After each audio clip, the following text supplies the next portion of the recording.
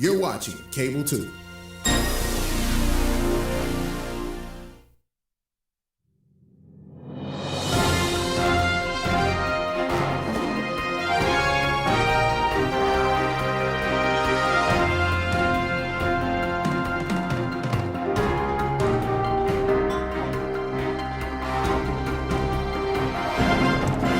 Thank you for joining us for tonight's Winston-Salem Forsyth County Schools Board of Education meeting. I am Deanna Kaplan, board chair, and I appreciate your attendance and also say good evening to our viewers on Cable 2.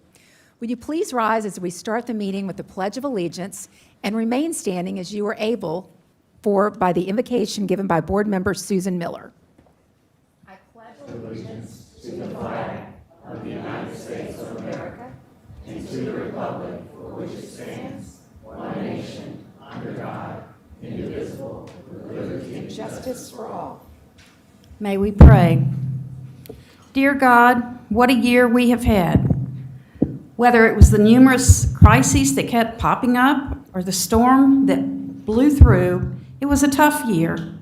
We persevered and saw many positive things happen for our students, for which we are so grateful. The fact that we have arrived here at the closing of another school year says that you are faithful, and we can gain strength in that truth. Please watch over our students this summer and protect them. We give you thanks. And as we pray now, grant us rest, perspective, and trust for each new day. Amen. Amen.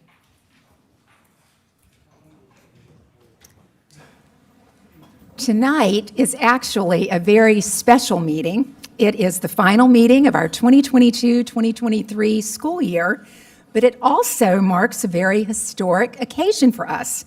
This week is our 60th anniversary. On July 1st, 1963, the Winston-Salem City and Forsyth County School Boards met for the first time as a united, combined district. That meeting was held at 7:45 at Brunson Elementary School, and the second largest school district in the state was officially formed. There were 45,000 students in the new district and 66 schools. The historic 12-member board consisted of 8 men and 4 women serving 1, 2, 3, and 4-year terms. Marvin Ward was appointed as our first superintendent, and the first day of school was September 4th. Over the course of this school year, we will be celebrating our 60th year with stories, photographs, and history, and here, courtesy of Cable 2, is a brief preview.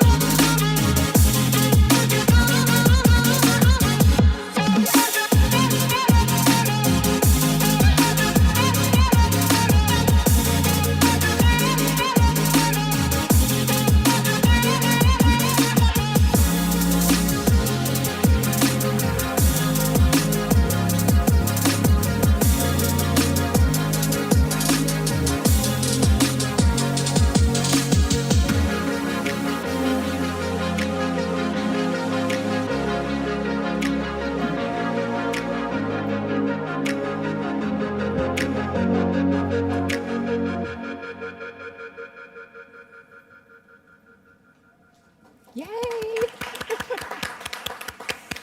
And may I say we've come a long way.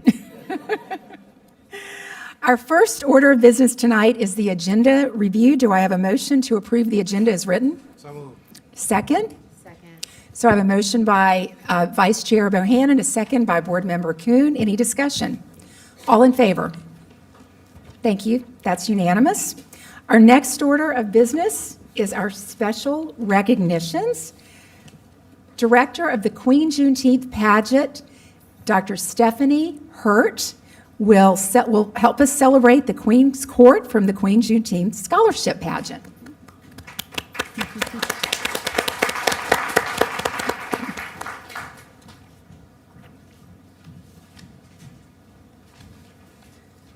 Good evening. What a pleasure it is to be with you all yet again, another year where we're celebrating Juneteenth with a stellar award of queens, contestants that have just been phenomenal. And I'm very excited to introduce them to you today. I would like to say we have worn what they've used this year as the little dress experience. And we are so thankful to our wonderful vice chairman's mother. Her name is Lisa Moore. She is the creator of these pieces that you will see today. So we want to thank her so much for that. At this time, I'm excited to introduce to you the contestants for the 2023 Queen Juneteenth Scholarship Pageant. Beginning with contestant number 3, Kaylani Goggins.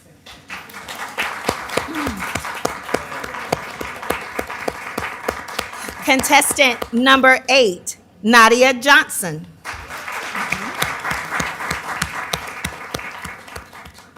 Contestant number 9, Brooke Johnson.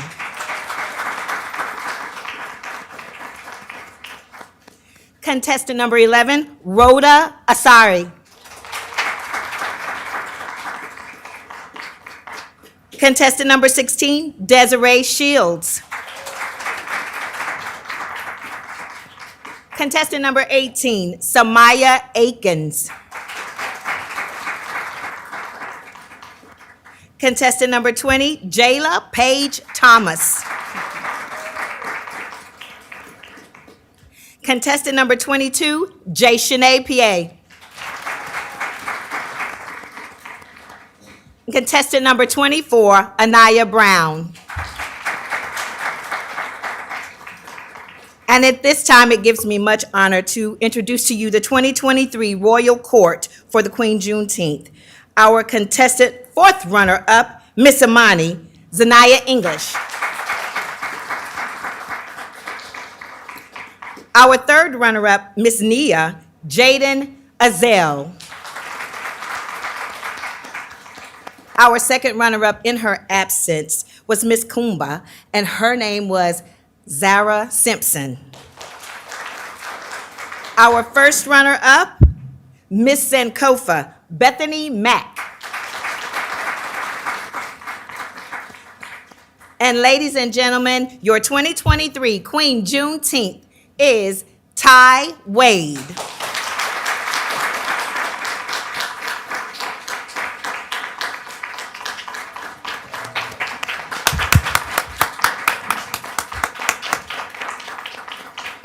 We are so very, very proud of these young ladies and know that they're going to do a phenomenal job as they go into their senior year of high school. We thank you so much for your support. Good evening.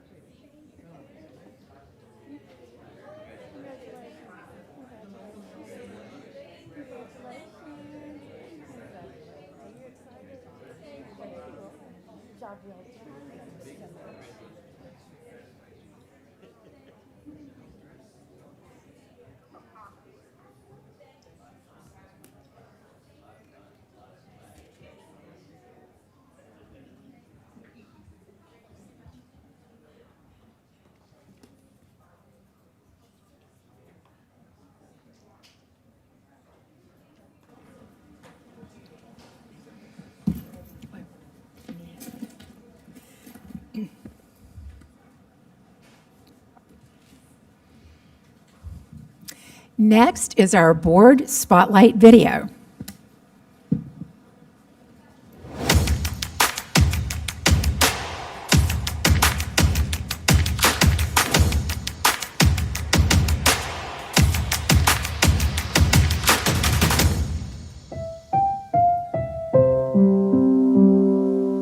Good morning.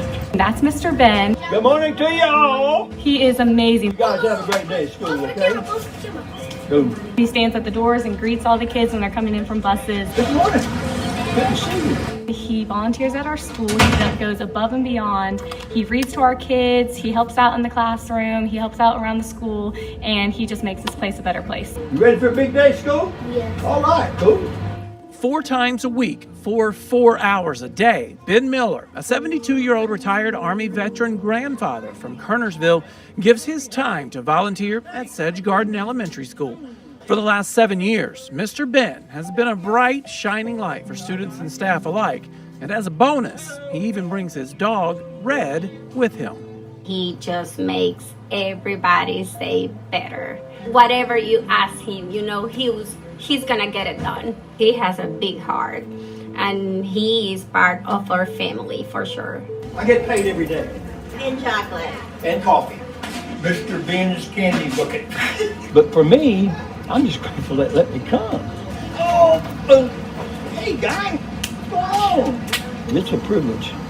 And I try to tell every parent that comes through the door, it is a privilege to come up here and do this.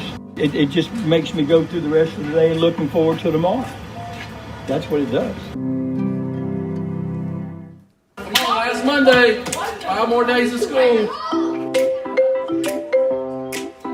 Everyone needs a little positive encouragement, no matter what age you are.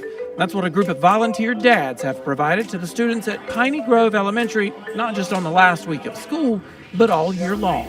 About twice a month, our Papa Pandas try to get some volunteers, mostly males, father figures, some guys in the community to come welcome our kids, help with car rider duty, give our teachers a break in the morning, and then also just to welcome all of our kids to get every day started off well. There we go. I like that Monday smile. Papa Pandas, basically, we want to provide a positive influence to kids every day because a lot of kids don't have that at home. And it allows to see male figures in the school system. The facts prove that if kids can see those male positive role models, it increases their performance, it increases their grades, it increases their attitude. Happy Monday. That's right. It's awesome because you get to see the joy on their face. You know, a lot of kids get out of the car, they get off the bus, and you see their shoulders down. You know, we're going back to school. This is day 165. But then when they see you standing in the hallway and they've seen you repeatedly, they come up and they want to high five and they're like, "Yay, we can do it! We can do it!" So that's what we're here for.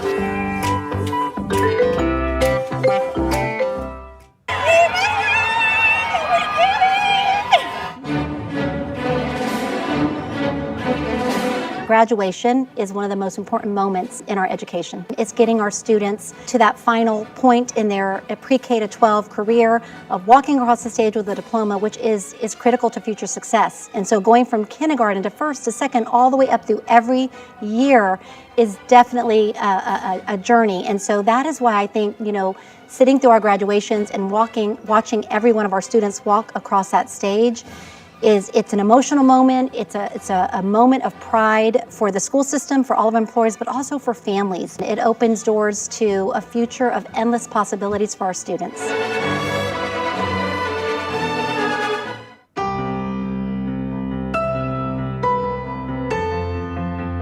WSFCS was proud to host 215 retiring employees for the annual retirement breakfast. The purpose of the celebration was to honor the wonderful folks that have dedicated their careers for the good of our students and in turn made this district the great place that it is. 41. Thank you so much. I've enjoyed it. It's been a good ride. It hadn't dawned on me that I had worked that long until I actually went to HR and sat down and they said, "You have 40 plus years." I couldn't believe it. But when you're doing something that you love and there's a passion with it, it doesn't matter, it just flies. A lot of people go to work every day and not like what they do. I love my job, loved it. Parkland High School Athletic Director Linwood Gerald is one of those retiring. As a coach, administrator, and mentor for countless athletes at the high school and college level for the last 50 years, he spent over half of his career in WSFCS, starting as a coach at R.J. Reynolds in 1973. It's full circle for Gerald as he retires from Parkland, the same school he graduated from in 1971. And when you ask him how to sustain 5 decades of success, he definitely has some valuable food for thought. My advice to people is just find something that you like, dig yourself into it, Surround yourself with good folk if you have the opportunity. And just keep working. Just that simple. Simple process. While there are many of life's sunsets for our students and employees in the month of June, we say to them all, thank you for letting WSFCS be a part of this chapter. We are excited for you all, as there's no feeling like starting a new adventure. Until our new adventure starts next school year, that does it for this edition of the WSFCS Board of Education Spotlight.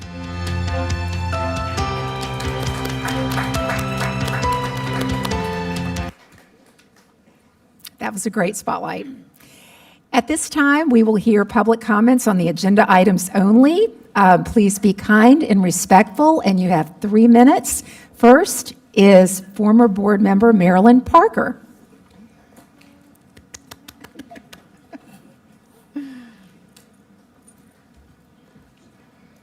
Good evening.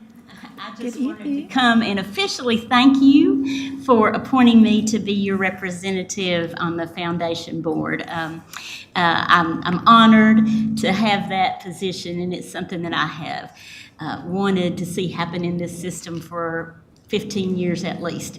So I just wanted to officially say thank you. As you're going to find out in a few minutes, we have been busy bees. So, and it's going to be great. And I'm so excited and passionate about it. And I just wanted to officially say thank you for trusting me as your representative on the board. Thank you. Thank you so much. Next, Alvin Atkinson. That was a mistake. No? Okay. Oh, okay. Next, we have Commissioner Shay Woodbury.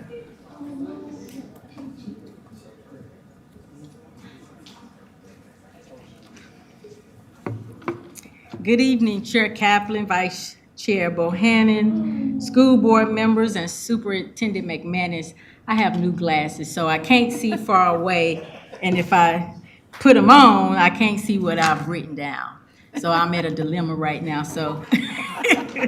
But I came here today to, of course, speak on behalf of Queen Juneteenth, and I really want to thank this board for continuing to support our superintendent, Ms. McManus, for Queen Juneteenth. As you all may know, the 2018 to 2022 board empowered the superintendent to enable at that time, $20,000 from our UNCF scholarship funds to be awarded, but she increased the amount to $30,000 so that winner actually was awarded $30,000 towards their college scholarship.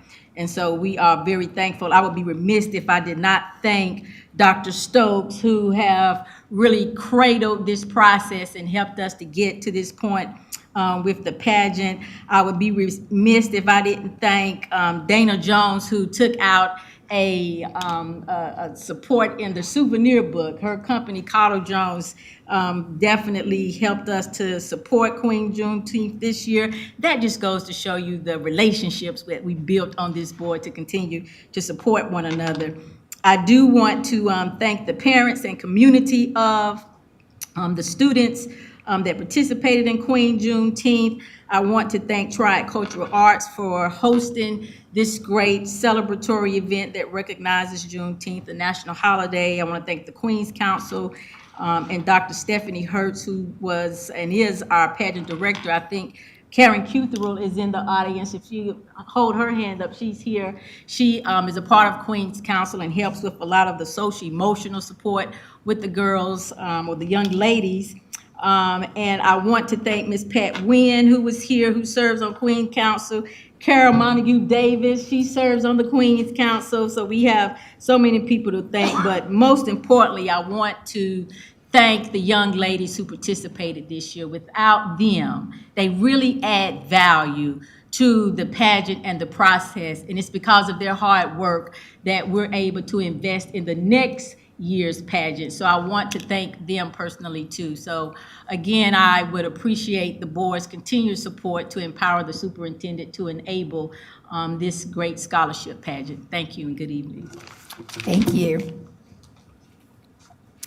Our next order of business is the superintendent's update. turn the slide, I did want to also comment. You saw our beautiful girls all up on stage. They were incredible, and I know Board Member Bohannon got to go to the pageant that night as well, but I mean, from the talent, from the opening number, that is this incredible piece that all the girls learned, to the way they walked up to the mic and held themselves and spoke. And I love the I am statements. I am. I think, Karen, you work with them on creating these confident statements about themselves. The entire event is incredible. And you just saw, I'm just glad, do not ever ask me to be a judge, because I will turn it down. Flat out turn it down, because I don't know how they even pick a winner or runners up. So really incredible. And these are our kids, these are our students, and we are so lucky to have them. So thank you guys so much. So our Summer Leadership Institute, I know I saw a couple of board members there on the first day. I think Board Member Watts and Board Member Kaplan were able to come on the first day of this, but we had an incredible institute. Thank you to Dr. Barnes-Jones and Dr. Wilkins and everyone. I hate to start saying names. Effie McMillan, everybody that played a role, breakout sessions, the entire planning team. It was an incredible event. HR, the whole HR team were like behind the scenes working on logistics. But you could see we had lots of positive energy for these 2 days of learning. And the focus was on deeper learning, which we're going to continue to hear more about tonight with the focus on our portrait of a graduate. You're going to hear more about deeper learning and what does that look like for our students in classrooms? How do we really engage them in critical thinking, collaboration, communication, and we're just going to continue talking about that a lot. And so it was a really great 2 days of learning. That is our keynote speaker right there in the front with the bow tie. And so he was also extremely inspiring, sharing his story with us. Next, we've got a summer of learning for all of our teachers and right now, and staff, other employees. Right now, we've got about 1,071 teachers. We have a ton of professional development being offered as we speak every day. We've got coming August 7th and 8th, and then August 9th and 10th, our Connected Learning Academy, which is called CLC. We've got about 123 folks registered right now. There's still time. We have room for 1,000. So let's keep getting the word out. This is going to be incredible learning. It's going to be learning created by teachers for teachers. Paula's team's been working hard behind the scenes as well. It's going to be an incredible, it's 2 days. You pick either the 7th or 8th or the 9th and 10th. So it's 2 days of learning to kick off the new school year. Also, teacher residency program. We were having our talk about summer of learning. Our board was engaged today in learning. In your board training. And so while I snuck out of that room for a minute, in this big room, this is what was happening. 25 teachers or 25 educators participating in our teacher residency. We are only one of 3 districts in our state that provide our own license. We were approved. This is a big deal. We can provide our own license, and we can do that for teachers. Most of them might have other degrees, and so now we can give them their license, and it's such a reduced cost for them. And so it's incredible. 25 of these folks are across 17 licensure areas. And as soon as their 1-year program is completed successfully, they will be able to be fully licensed as teachers. So incredible job there to everyone involved, and that is Tina and Karen Morris and Heather and the team of people in PD. Summer Exploration, C, that teacher there in that sent this today. She had 33 students engaged in lots of highly engaging social studies, and so she posted this today. And Paula sent it to me, and I'm like, okay, we're going to put this in our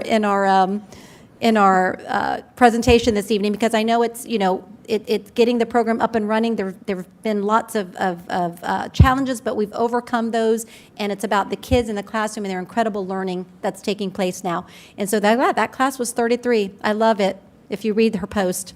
And then, but it shows you on the side here exactly how many kids are in C right now from K to 8 to grade 8, pre-K to grade 8. So that's more kids than some school districts have. Last week I was with the superintendent group, and it was the, that's more than most of the districts that were in that room have in their districts. So that's an incredible summer program. So thank you to the team. We will do a continuous improvement process, like analyze what went well, what needs to go better. The thing about this program is it's not the traditional program of just the summer learning, but we also partnered with some of our community partners to provide before the program starts and at the end so that kids can be engaged in those enrichment experiences even beyond just the weeks of our summer programming. So lots of hard work. Our goal at the beginning of this school year is to be fully staffed at that first day of pre-planning. And so I know Alex is serving as our interim CHRO, and she said, what's the priority? Fully staffed, day one.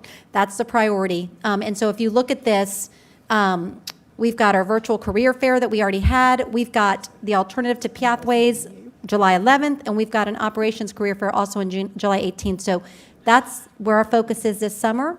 And I'll keep you all in the loop as we get up to that first date where we are. All right? Thank you. Thank you. Yeah. Our next order of business is discussion items. First, our superintendent, Tricia McManus, will give us an update on the Winston-Salem Forsyth County Schools Education Foundation. And I'm going to turn that over to our team that has been working behind the scenes. I think it's Dana Caudill-Jones will come up, and I'm not sure if anybody, is it just you speaking? Okay, thank you. You all have honestly equipped me so well, I could probably talk about it because you all have kept me in the loop. Thank you.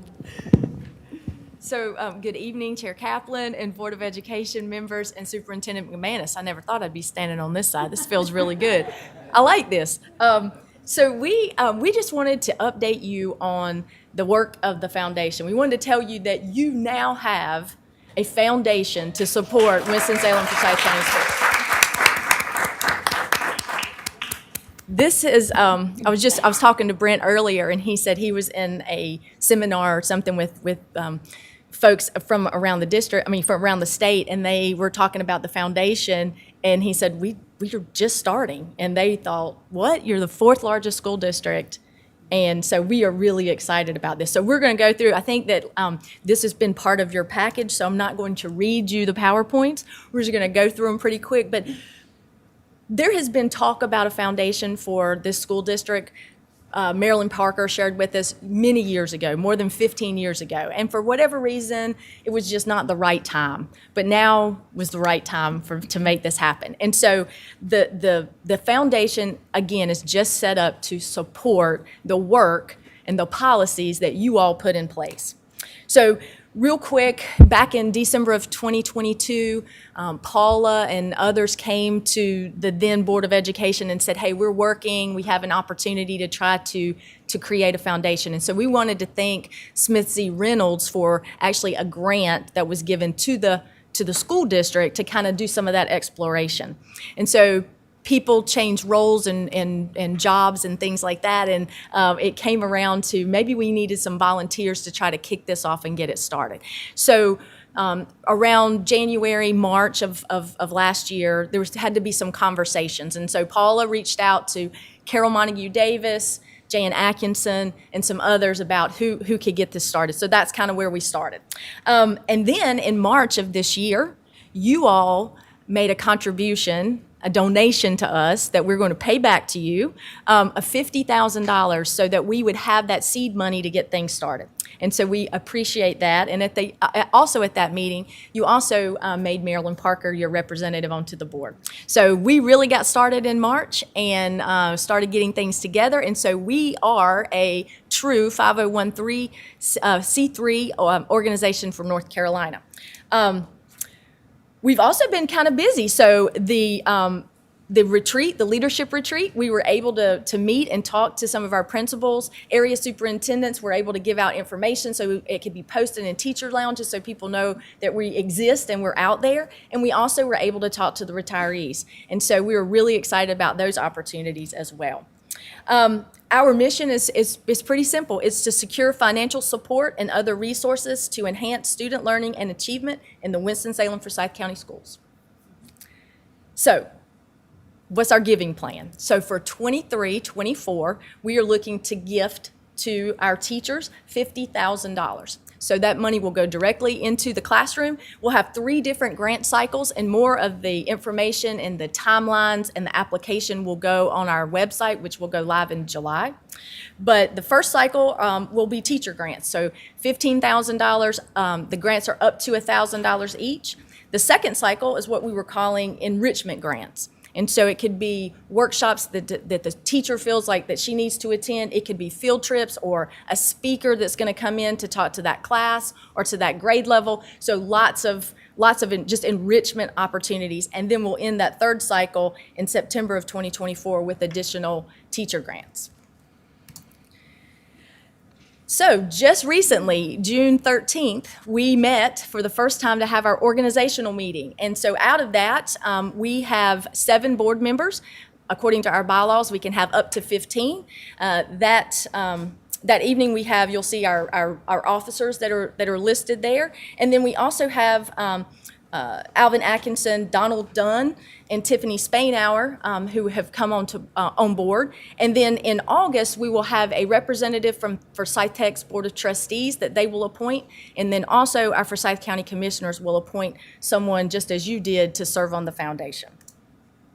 We'll also have some ex officio members, and so superintendent, the chair of the Board of Education, the Winston-Salem Forsyth County Teacher of the Year, and then a student from the advisory group and also from the parent group. So hopefully we'll have a very well-rounded group there. And so next steps, I said earlier, our website will go live and all social media sites will go live in July.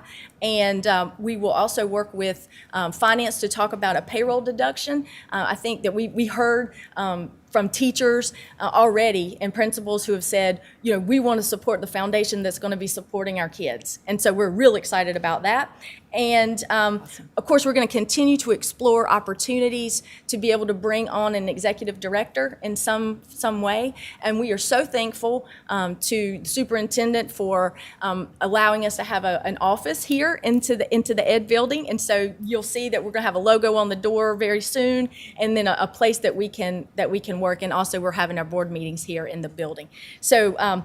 One of the things that's super important as we continue is our long-term strategic plan. And so Alvin Atkinson has agreed to head that up. And so we're really excited about that. And you'll hear some more about all that long-term planning. But before we take questions, we do have some of our board members here tonight, and I would like to recognize them. I think you already know them.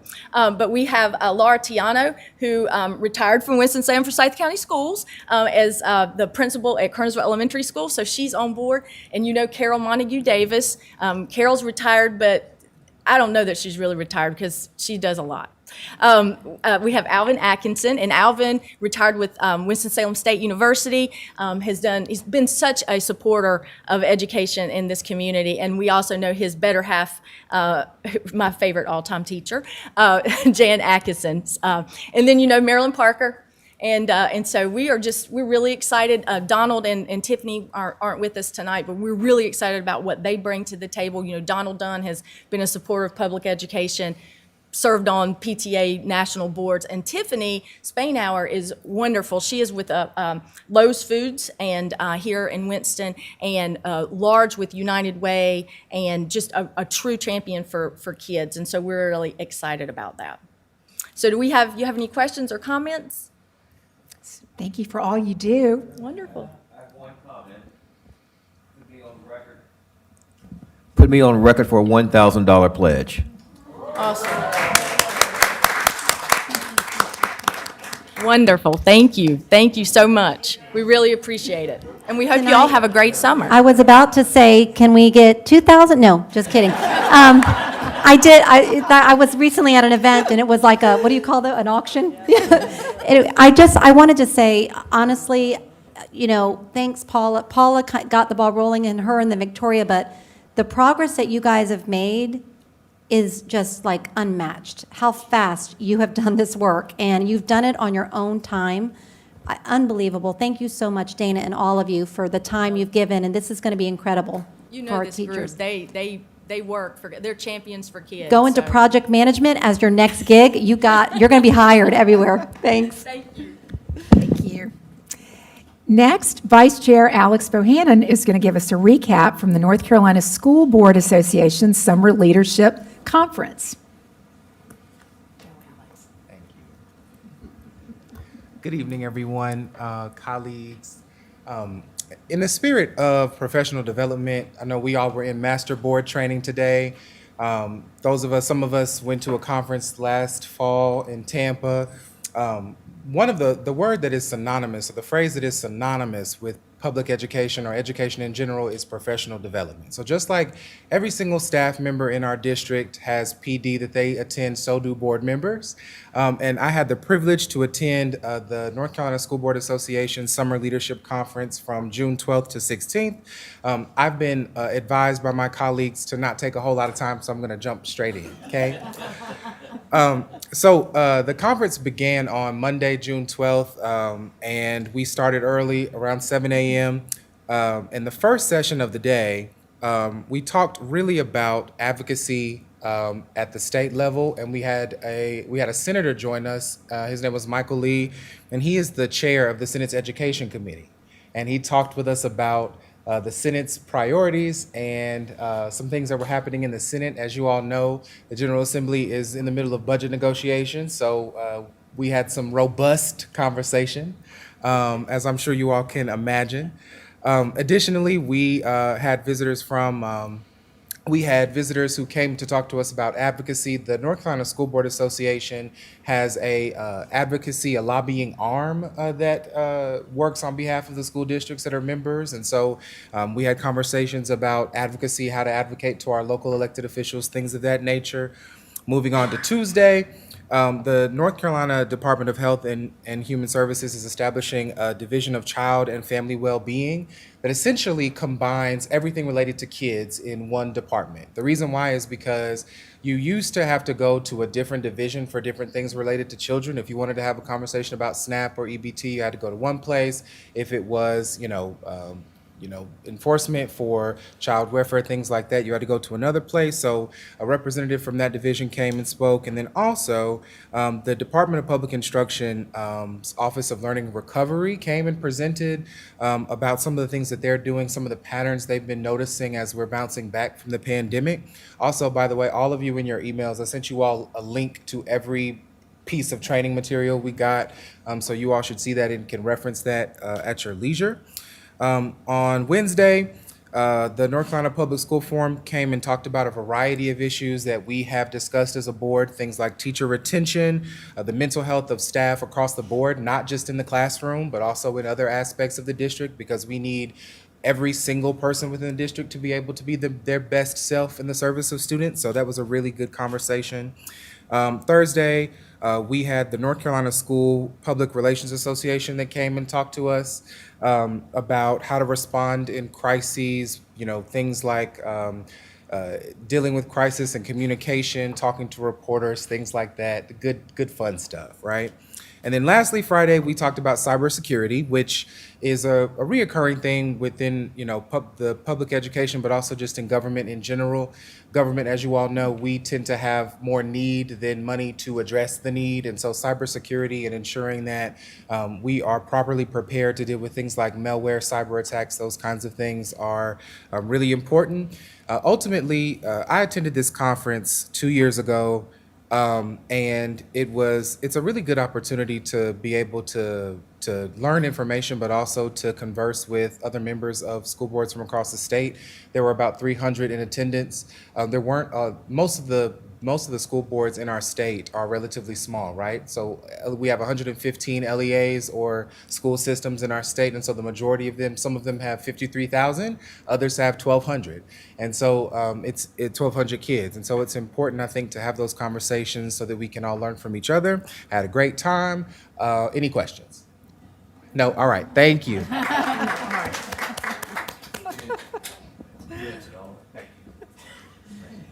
Great job.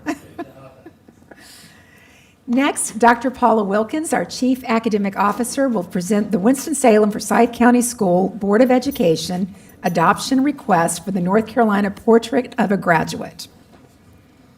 What a great opportunity to end the year. All the synergy around professional learning for the board, for teachers, and just the foundation to support the growth in our system.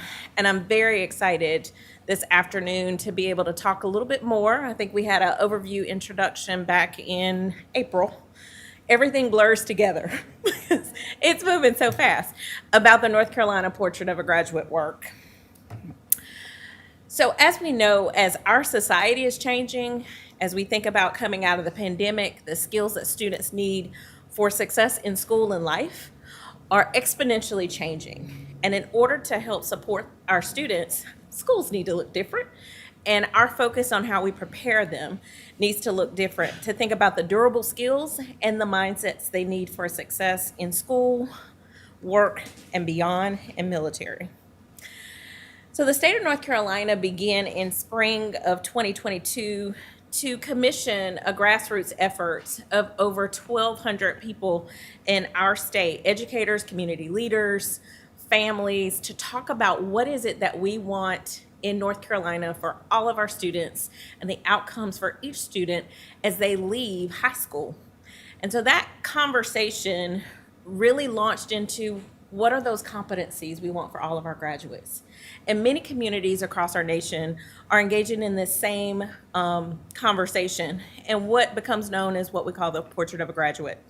And so these volunteers were organized to meet for months. And from spring of 22 until October of last year, they kind of went at it like, what is it that our student needs? What's most important? Is it leadership? Is it critical thinking? And so at the end of that opportunity and collaboration with all of these members in our state, they came up with 7 durable skills.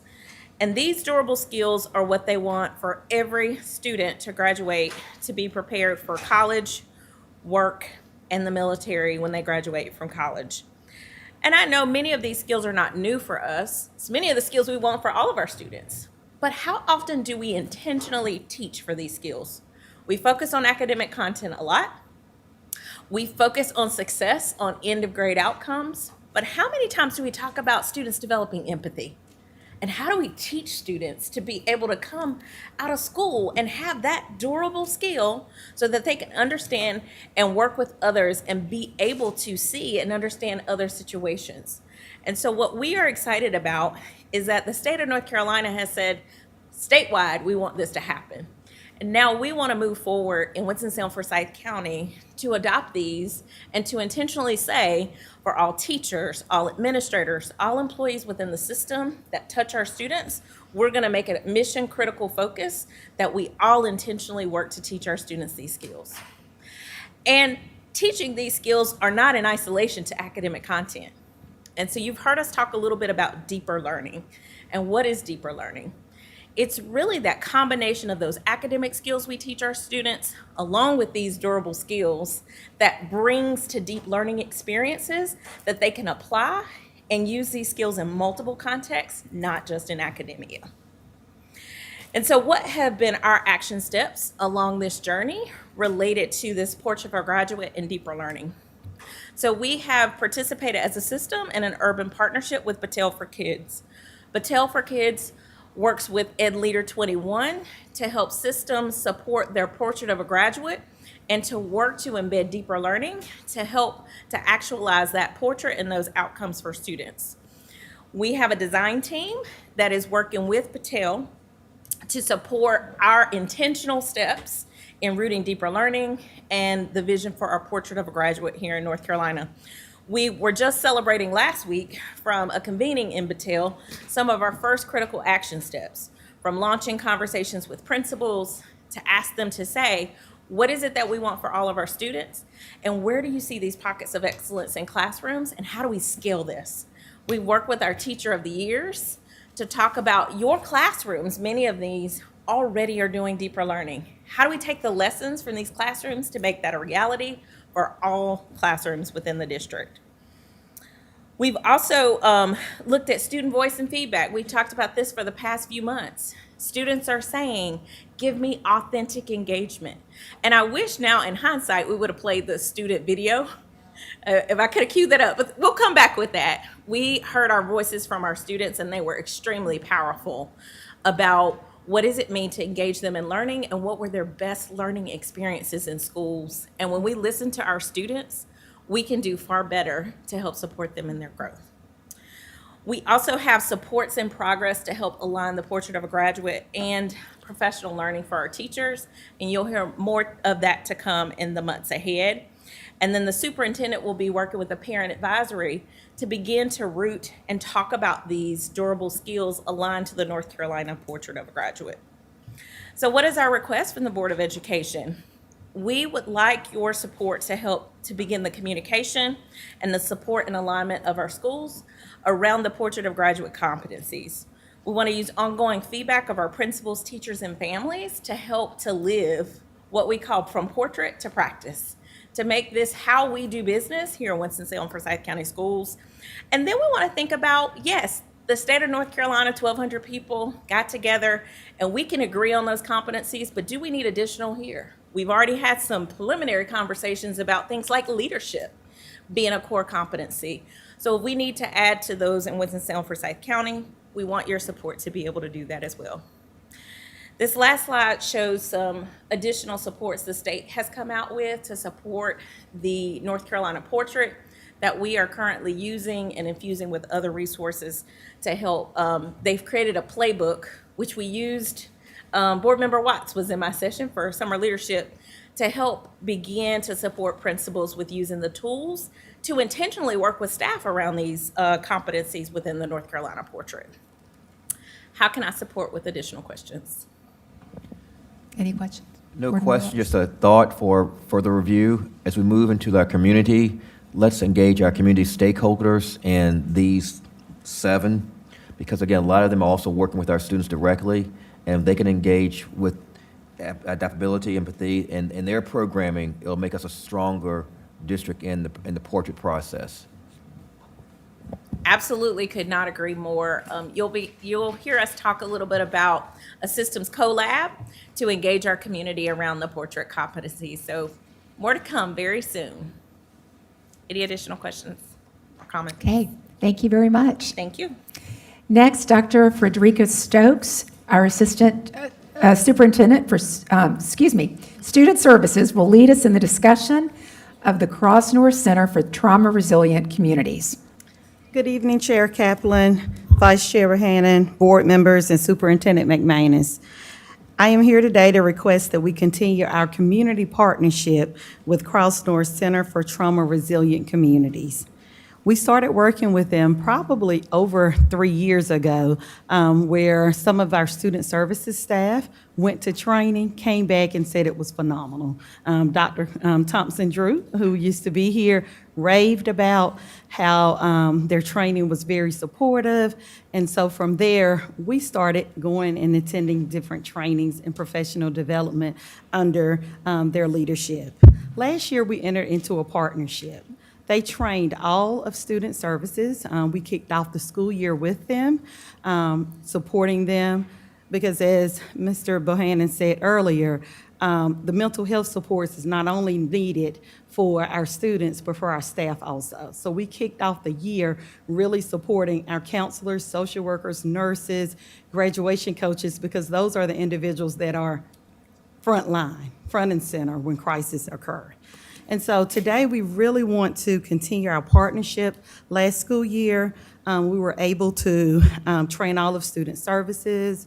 They trained over 350 staff members last year. In addition to that, we trained about 35 champion trainers. Those champion trainers are now trained the trainers. We don't have to continue to rely on them solely for the training, because we have 35 individuals who are in instructional services, student services, our school social workers that are in the schools, and our school counselors who have agreed to be trainers, and they've been trained and they're certified now to move that work on. And so for this school year, our focus really is aligned with what our state requires us to have, is a mental health plan. Every district is required to have an SEL and mental health plan that we submit and we update. That training, that plan involves training for all individuals, K through 12, who work directly with students in a school building. So the scope of services that we really want to focus on this year is the ongoing development for the champion trainers. These are the individuals that were trained. They are certified now. They can train the trainers. But as they start training, and they have training dates for next year, as they start training, we want to make sure that Cross North staff is right there to support us as we start training, and we start training in July. We're wanting to open our trainings up to our school resource officers, opening our trainings up, do more trainings with our behavior support and ISS teachers. And so that's a lot of the focus for this upcoming year. And the trainers that we have that are now certified district employees, they're going to be embarking on doing that. So we're working on being able to provide this support to our staffs on our own without always having to contract out. So in addition, professional development, that's the mental health and trauma training for our teachers. Last year, we created 2 videos to make sure that we're talking about a common language. When we're talking about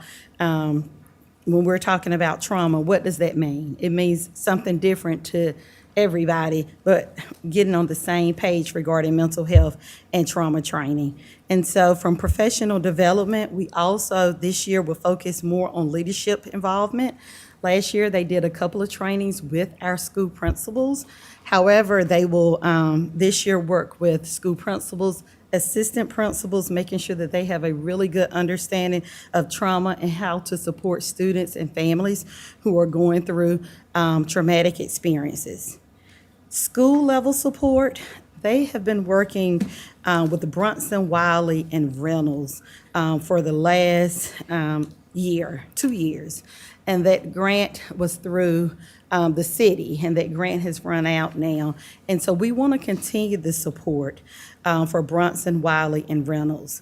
In speaking with Principal Freeman at Reynolds, he surveyed his staff. 80% of those staff members have asked for them to come back to continue the work that they've been doing. They have raved about the training, the professional development, the supports, and the materials that they have provided to staff at Reynolds. And then this year, we wanted to add a little bit more to our work with them. We wanted to work with our students. Last year, we didn't work directly with our students, but we want to host 2 wellness summits this year, one for middle school and one for high school students, where we're bringing them in and talking about wellness, how do you support your own emotional health. And so we want to make sure that we're supporting students. So that is the additional for this school year. And so with the scope of work that we've provided, we really feel like the evaluations that we've looked at from trainings, we feel like that they have been a success this year. Their evaluations have been favorable from our professional development trainings. And the champion trainers absolutely love their sessions with them about every other month, building their skills and being able to go out and actually provide this training and support. Brunson, Wiley, and Reynolds, who they've been working with, but we're going to come alongside of them and select additional schools since we have the 35 trainers now to start doing the work in other schools other than Brunson, Wiley, and Reynolds. So that is the goal, really researching, really looking at what they're doing at Brunson, Wiley, and Reynolds and coming along and being able to duplicate that at various schools. So we do request for continued partnership with them. Are there any questions? Board Member Coon? I have a bunch. Okay. Okay. So I want to state first, I love trauma-informed training. I think it's really important. So I want to make sure that that's very clear before I ask all of these questions. Okay. Because I love it, I think I'm concerned that when we look at the training for our principals, and I guess if we're looking, if you want to scroll to the page that I'm referencing, it's going to be the second page. Keep going down. Keep going. Next one. It's where the bullet points are. Okay, here we go. Last bullet point, it says that we're going to be training 75 people in the summer and up to 30 during the school year, focusing on an audience of principals, all that. I think my concern is if we're truly going to work to have principals, assistant principals, and our SROs trauma informed, how are we going to capture all of these folks with a limited number of seats? Because if we think about just our schools alone, with one principal and one AP, that's 162 people, and then having our SROs. So how are we selecting folks, and why are we not encompassing everybody? So this is a separate training. This is the 3-day training. And so this is a 3-day training where they go through the framework. In addition to that 3-day training, they also do other trainings, and that's when we're working directly with principals. So we will be meeting with principals, having principal meeting trainings and assistant principal trainings, which is separate. It's hard to pull a principal out of the building for 3 straight days. And Right, that but training this- is required for 3 days. So if you go down a little bit more, it talks about the leadership development, and that's where it addresses administrators and principals. But principals, they will be open to this for the summer training in July. So for July, we do want to include SROs. We do want to include any central office principal staff. It will be opened up to principals for the month of July also. I guess it's just very confusing how it's worded, because if it's just open to them, what kind of accountability is there for them to actually have this training? The 3-day is open to them. If you go down further and you look at the leadership, that's not open to them. Everyone, all the principals and assistant principals will receive that training. What about our SROs? Now, it'll be open to SROs. Like, we don't mandate for them to be there, but it will be open for them. They did agree, though. They did. When Jonathan presented the last time, that was one that the 2 chiefs working with Jonathan agreed to participate. We just have to figure out when that would be. If that would be on one of the RS days or one of the RC days, I'm not sure, but, okay. That has to be worked out of which one they would go to. Okay, and then, so I love the idea of expanding the programs that have been happening at Brunson, Wiley, and Reynolds. Again, how are we choosing where we're going to expand that? When is that expansion happening? Is it going to be this school year? So there's that question. And then again, with the wellness summits, how are we choosing the students that are participating? What schools are they coming from? I feel like these are all great things, but it's very vague. There's just not a lot of... Yeah, and the wellness summit, that consists of us pulling a team of students together, because we don't want this to be planned by student services staff. We want to make sure that we have some of our superintendent student advisory council students that are a part of the wellness summit, and we're going to work those logistics out with them.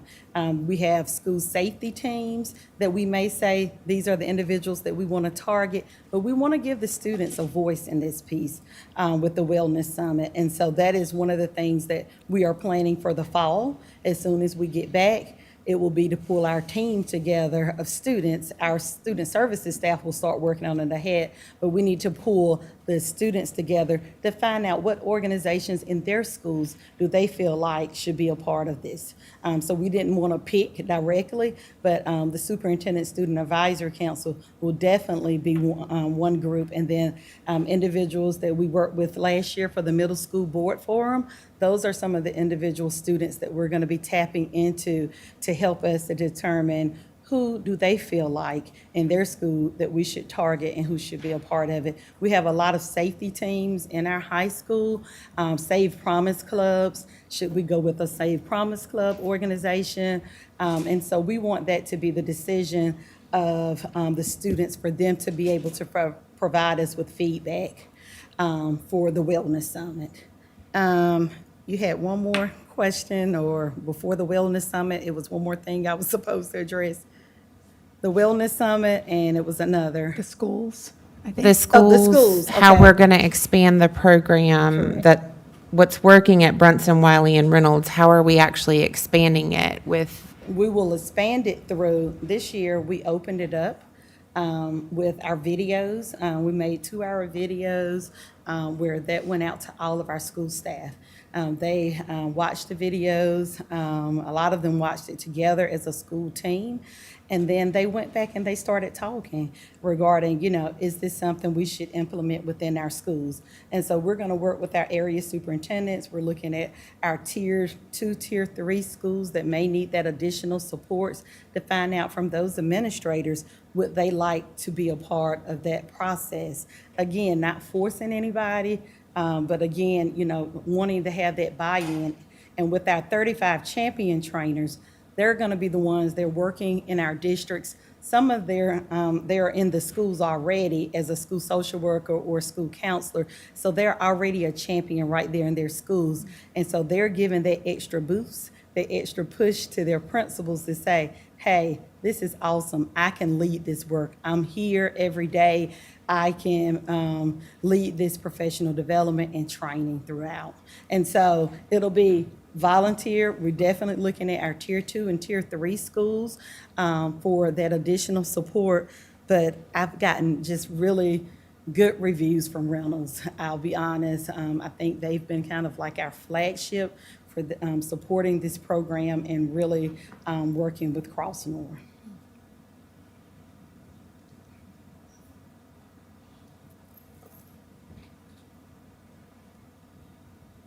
Any other questions?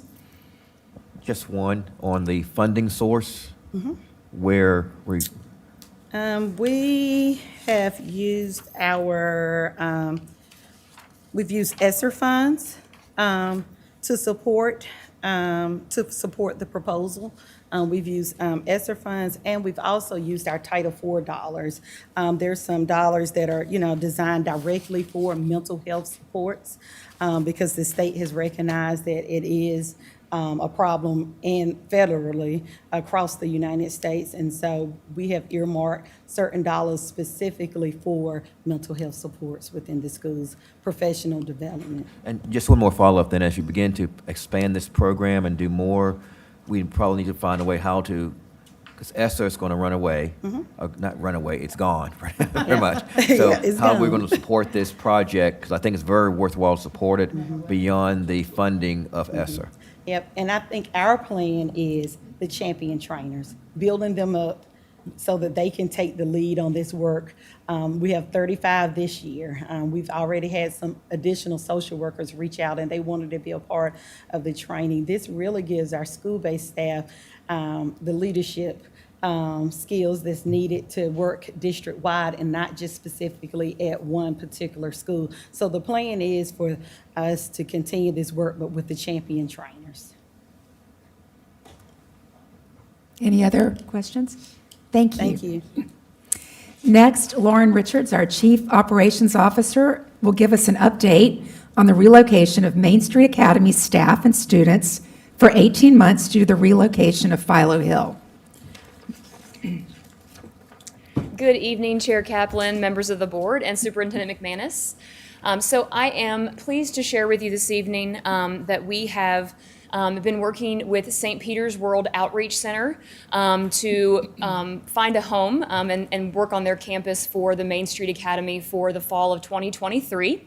And so on St. Peter's campus, they have a building that they refer to as the Family Life Enrichment Center. That building has previously been a charter school, so it checks a lot of boxes in us being able to meet code requirements to be able to establish a school there.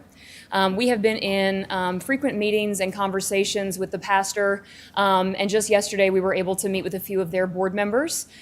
So I am pleased to share again that we have worked through some negotiations. We are meeting again July 6th to hash out some different details as far as food services, custodial services, and use of combined use of spaces, and then spaces that are specific to Main Street Academy to be able to bring you a full lease agreement and a firm cost for that lease agreement at the August 8th meeting. And so tonight's vote, since we've already done a funding funding approval to do the move from Philo and Main Street, we are asking simply for the approval of the recommendation to go to St. Peter's, provided all of those lease terms work out. We were able to visit with the Main Street staff a couple of weeks ago. Superintendent McManus joined us and a few board members as well. So staff had an opportunity to see the space, to kind of get a conceptual idea of what the school would look like in the fall. So that was outstanding. And I think that this will be a great space for that group for the next 18 months. Any questions? Okay, thank you. And just stay there. I will. And give us an update on the food service management contract. Perfect. I'm going to skip the introduction since I've already done that. All right, so just a little bit of background for the board and for the public. Our child nutrition program has been working with a food service management company for over 25 years to provide services for our school meals. This is a process that has worked very well for us and allowed our program to be very financially stable, to be able to do a number of things such as increasing staff wages, making significant improvements to the equipment in our kitchens, whether that be back of the house cooking equipment for staff or tables and other fun things for our students in the front of the house. The USDA, who governs the child nutrition programs, requires all school food authorities to rebid food service management contract services on a minimum of 5 years, regardless of whether you are happy or unhappy. It is just a process you have to go through. The USDA provides you with a lot of information on how to publish that RFP, and the state of North Carolina gives you a template to put that RFP out. And it is about 100 to about 125 pages to read through and to correct everything and get it specific to your local district. One of the things that RFP requires the school district to publish and ask of food service management companies is to meet and define specific goals, either for year one and then even throughout the 5-year term of the contract. And so first and foremost, we have historically, and then again this year, made that goal to increase participation, right? We have a large number of students in our district that need access to meals. We want the meals to be healthy. We also want them to be appealing and taste well for our students. And so we want to be able to increase participation. Additionally, we ask for support in training. There are about 550 staff members when we are fully staffed in the child nutrition department. And when we try to think about being able to do from scratch cooking and offer these innovative options to our students, there has to be training that goes along with that, whether it be safety, culinary skills. So we look for support in those areas to be able to provide that training. We also look to maintain health scores. Food safety is extremely important. We want to make sure that we maintain good standards for our students and our staff. A plan to support nutrition education. We've had this for a number of years. This died off a little bit during COVID because there wasn't a lot of face-to-face, but the curriculum doesn't necessarily always focus a lot on nutrition, right? And so we want to bring the nutrition out of the cafeteria and push it into the classroom and provide teachers a little bit of a break, right? And they can do some nutrition education lessons and teach kids that healthy eating can be fun and good for you. This year, an added goal that we put into the RFP was to increase from scratch cooking. There's a lot of push to go to prepackaged items, right? We do that probably as adults well. It's quick and easy to grab, but there's something very appealing about being able to make things from scratch, a healthier appeal as well, and not having so many processed items within our cafeterias. And so we were really looking to bring back more of that scratch-based cooking. We also wanted to look at options to purchase locally. This is something that's relatively challenging because of some USDA standards. For example, to purchase from local farmers, you have to be GAP certified, and that comes with a lot of boxes you have to check with pesticides and how you harvest your produce. But really wanting to work with local bakers and local farmers to put their items on our menus and in the hands of students. Additionally, one of the challenges there is that we are a very large district, right? We serve about 28,000 lunches per day. A local farmer might not be able to keep up with that. And so looking for innovative ideas of how to complete that process. Increasing students' access and exposure to fresh fruits and vegetables. We can get a little mundane at times, right, and go with apples and oranges. We see a lot of that, but there's so many other things out there. We want to bring that variety to light for our students. And so how do you make that work when funding can be restrictive? So we have currently been contracted with Chartwells, and Chartwells submitted a bid again this year. We did put out a competitive RFP. We had 5 companies come to the pre-proposal meetings. And some of the contract highlights that Chartwells submitted back, and the reason that we selected them again this year, is because they offered a program called Fresh from the Garden. This is an unlimited fresh fruit and vegetable program for students. And so there'll be a number of different vegetables offered throughout the day in very small quantities where students can make selections of various items. And if they consume those items and they want to come up and try something different, they can keep coming back and get those items and keep taste testing them and try new things. The plan here would be to pilot this in a few schools and gradually start to roll it out so that it can be accessible to all of our schools. They put a big focus on scratch cooking and scratch recipes, and you'll see this in the first 21 days of school. We are currently working through maybe making some menu modifications so it's not super overwhelming for staff, but really making sure that there are some scratch items there. And along with that, it was really vital that we saw that there be a commitment to training that also came with that. A piece that Chartwells brought in this contract was adding a culinary director to the team to be able to provide extensive culinary training and train the trainer model, but really teaching the fundamental skills. You think about chopping up potatoes at home, right? But what if you julienned the carrots? That makes everything look a little different, right? And so really teaching the intricacies of dicing and mincing and julienne. And I could go on and on and on because I love food, but I'm not going to. They also brought working with local farmers and bakers, and they've already started doing that work of looking to see what is available in the community and offering that pilot program. Global Eats is a program that they offer where they have partnered with world-renowned chefs that specialize in different cuisines all over the world to prepare recipes that meet all of the regulations that come with the USDA program so that we can host a variety of different cultural foods and appeal to different palates and teach kids how other kids that they go to school with eat and expose them to those things for real life. Mood Boost is a program that we've had for the last several years, but working to kick this program up a notch. I'm speaking after Dr. Stokes, and we talk a lot about mental health. And so Mood Boost is a lot about how the foods that we eat change our mood and impact our health. And so really trying to lift that up and partnering with student services to put a focus on how those things change our day and our overall achievement in the classroom. So cost is always important as well, right? So the way that the food service management contract is structured, in North Carolina, it is mandated that the contract be a fixed cost per meal contract instead of other versions of cost plus and fee accounts and things of that nature. And so the cost and the payment to Chartwells is directly related to participation. The more students eat, the more funding there is, correct? And so the fixed cost for this contract is at $2.31 a meal. And each of the meals are set at a different ratio. And so lunches is kind of your set point of a 1-to-1 ratio, breakfast 2-to-1, and so on for snacks and a la carte. Each of those meals requirements is not created equal. That is about a 12% increase in the contract that we have allocated for in the child nutrition budget to make sure that it can remain whole, but really be able to meet the needs that our board members have asked us for and that we're hearing from students and parents in the community of really trying to revitalize the child nutrition program coming off of COVID when things really kind of got cookie cutter for to-go service.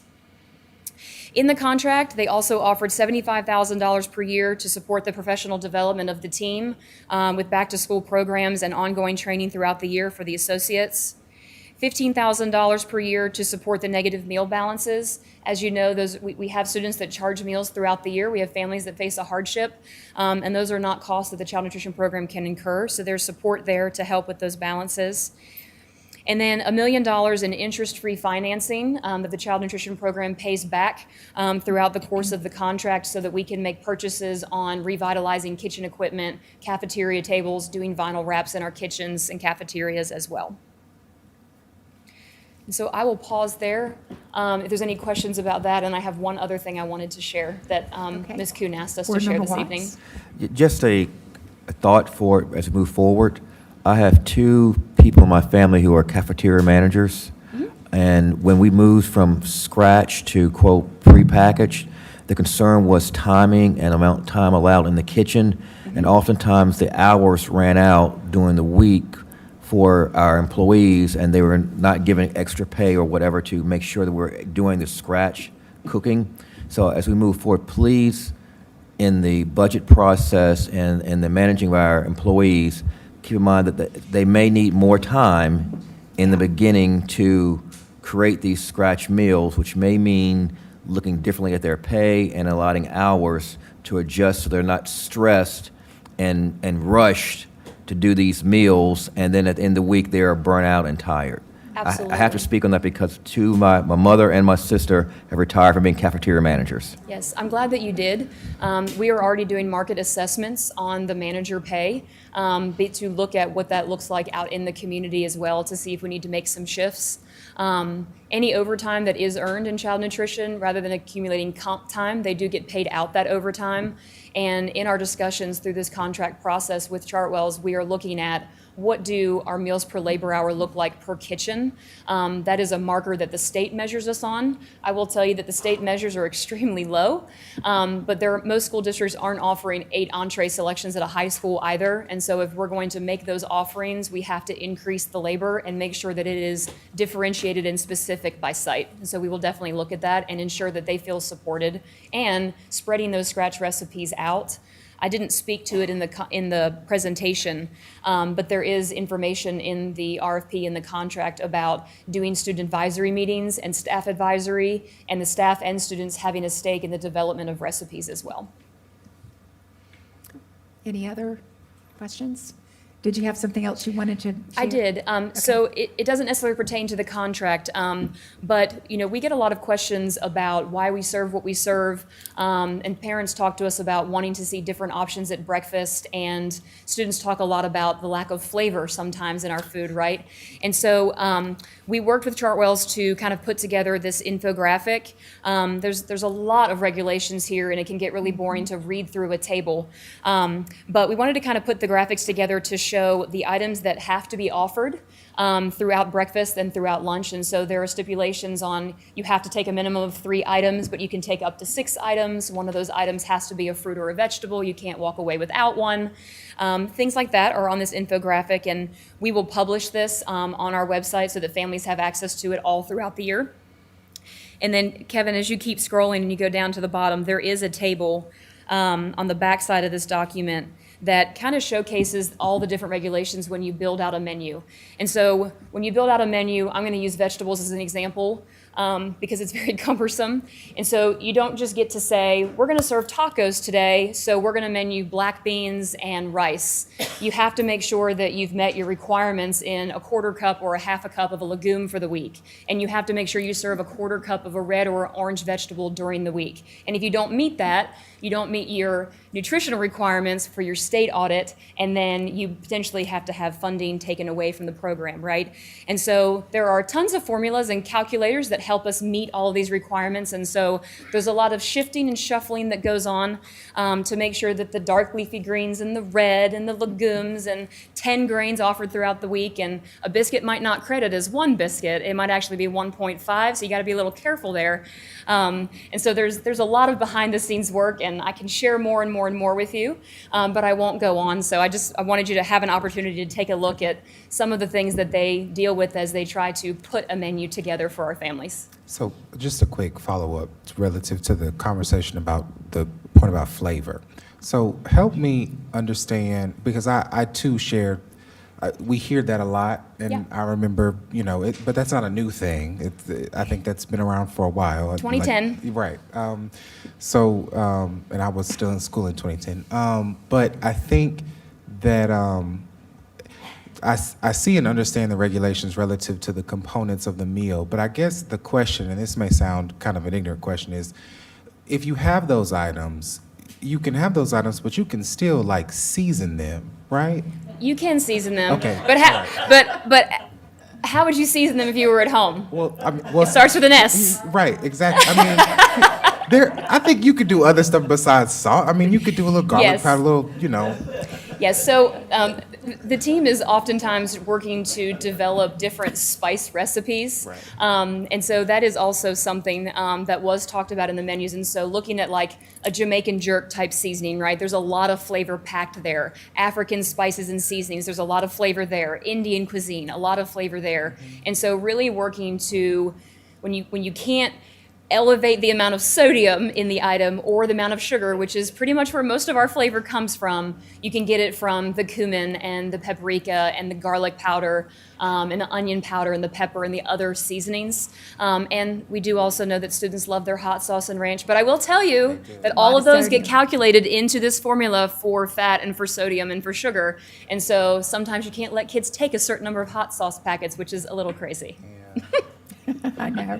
So I told you I could keep going. I did have a question relative to the contract, and so I in our board packet, and it may be in Assembly, and I missed it in the board packet, but I would love to see a summary of the other proposals, where they came from, and their total scores, if that would be great. So this year, even though we had 5 companies come to the pre-bid meeting, Chartwell's was the only vendor that submitted a proposal to us. We had other vendors that said that they did not wish to bid on the business. They knew that the partnership was longstanding, and so we were able to open the bid. And so Chartwell's is the only one that we have. But I can share the full booklet with you. It's got tons of information in it, and that booklet becomes part of the supplemental agreement that's like 3 pages. And so we have several copies of that, and we can share that with you so that you can see the menus, the program offerings, the organizational charts of the staff that they provide, and the expertise that even come from the national and regional teams that support us. That'd be great. Thank you. Yes. Anybody else? I just wanted to say thank you for putting this together and placing it on the website so folks I can say, hey, You're go welcome. look at We'll- that. we'll keep before- pushing it all year. Yeah. Thanks. That's great. All right, thank you. Thank you. I want to make a comment that we had on the discussion item, changes to policy 9,000 bylaws. We removed it yesterday prior to the board approval today, but it still appeared online. And I just want to say that it's going to go to the policy committee agenda in our August meeting. So just wanted to let you know that. And Superintendent McManus, do you have something? Yeah, I wanted to add one thing before we go on to action items, because I see her sitting in the audience. But Val, I need to recognize her. I should have done it in my update. But Val was at our retirement reception last week, and she is finishing her term. Was it 2 terms or 1 term? 2 terms as our president of FCAE. And I just wanted to recognize you because you've been a champion for our employees and our students, and you've done it in a way that, stretched us, made us think, but in a way that we could really get to some positive solutions. I wanted to take a minute and recognize you, Val. Thank you.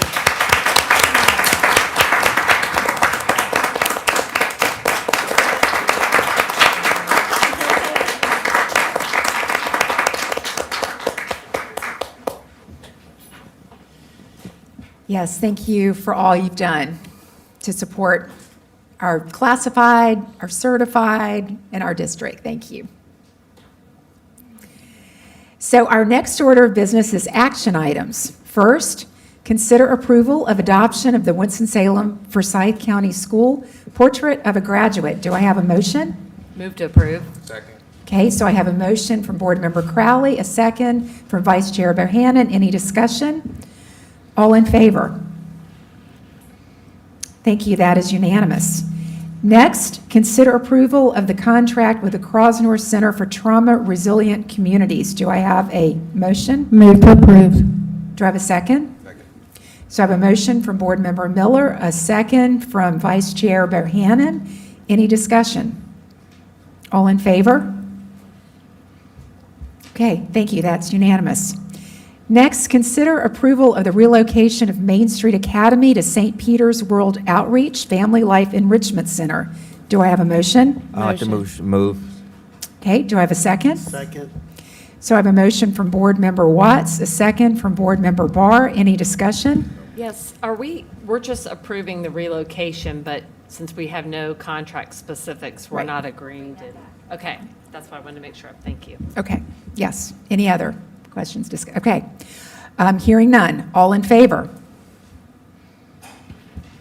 Okay, thank you. That's unanimous. Next, consider approval of the food service management contract. Do I have a motion? So moved. Do I have a second? Second. So I have a motion from Vice Chair Bohannon, a second from Board Member Kuhn. Any discussion? All in favor? Thank you, that's unanimous.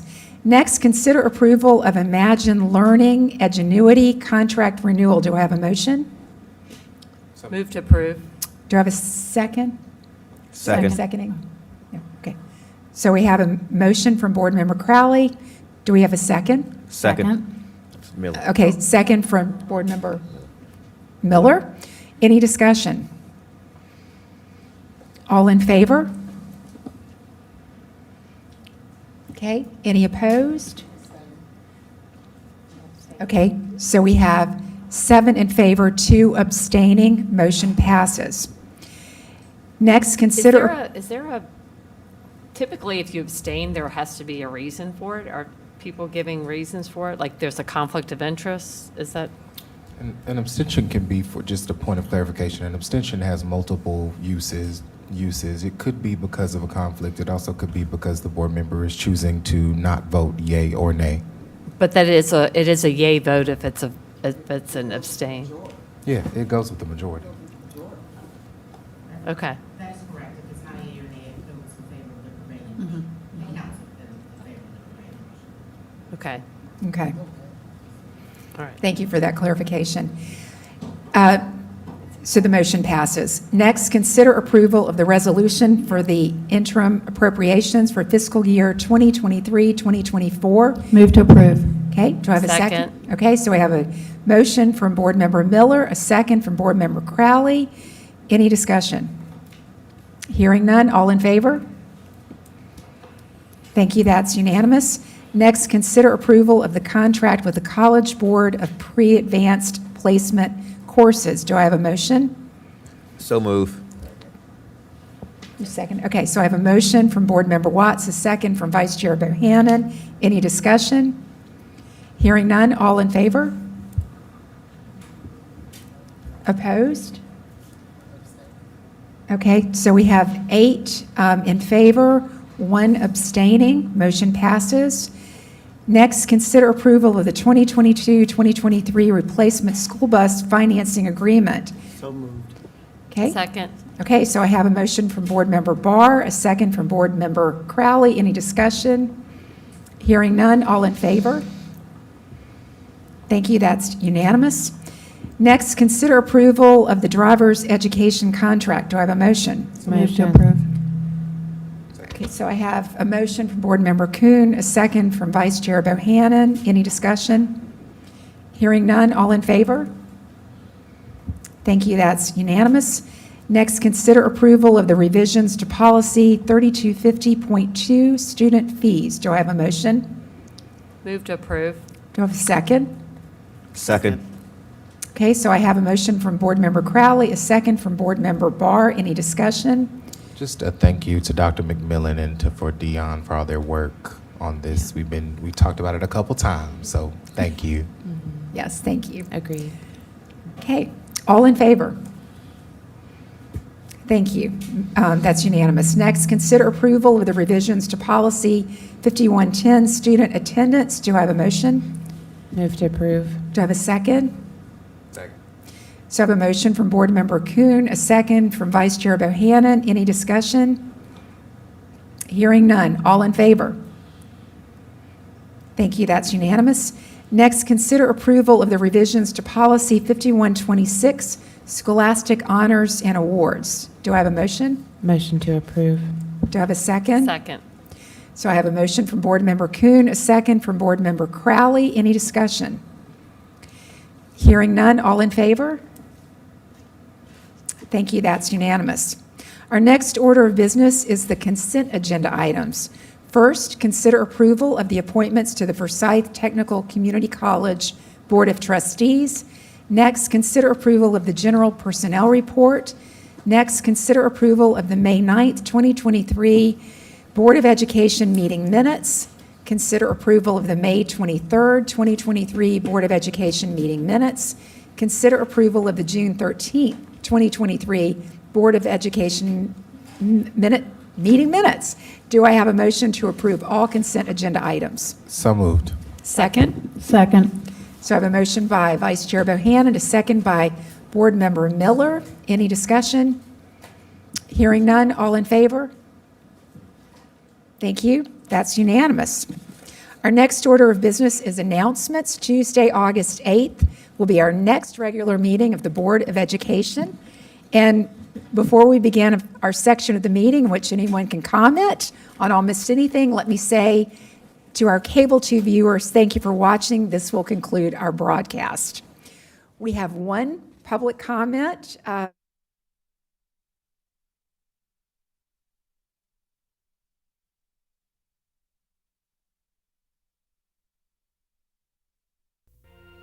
Thank you for joining us on your school channel, Cable 2.